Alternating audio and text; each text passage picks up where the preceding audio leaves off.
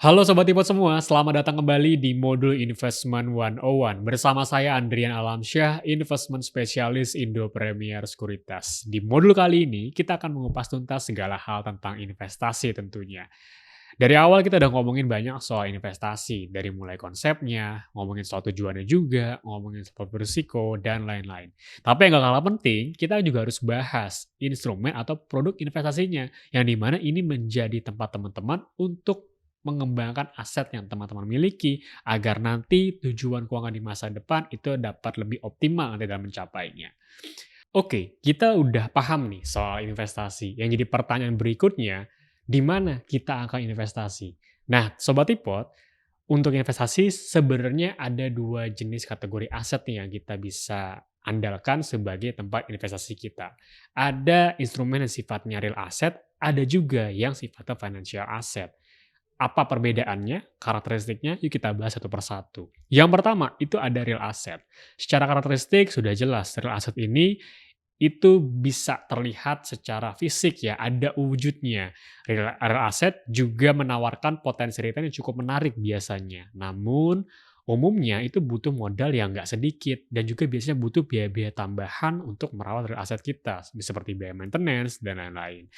Dan biasanya juga real asset ini adalah kurang liquid nih teman-teman semua. Contoh dari real asset itu bisa berupa properti, logam mulia, ya ada juga bisnis, barang antik, tanah, itu merupakan instrumen yang ada di real asset. Next, ada juga financial asset. Apa sih financial asset itu? Financial asset ini secara karakteristik itu jelas berbeda dengan real asset. Financial asset itu bentuknya tidak dapat terlihat secara fisik, ya teman-teman. Tapi financial asset justru kelebihannya ini lebih memudahkan teman-teman untuk mulai investasi. Kenapa? Karena bisa dimulai dengan modal yang minim dan mudah sekali diakses di zaman sekarang. Semua serba digital. Dan ngomongin returnnya gimana? Tenang aja, financial asset juga nggak kalah menarik kok teman-teman untuk masalah returnnya. Namun biasanya, teman juga harus ketahui di balik return yang besar tadi, potensi yang menarik, ada risiko juga yang pastinya akan mengikuti ya. Dan ngomongin financial asset, risikonya itu biasanya terkait dengan penurunan nilai investasi, yang erat juga kaitan dengan kondisi perekonomian. Dan biasanya minus dari financial asset mungkin karena bentuknya non fisik, belum banyak orang yang mungkin familiar ya dengan yang namanya financial asset. Financial asset ini ada apa aja sih contohnya? Yang pertama, financial asset yang berupa cash, teman-teman.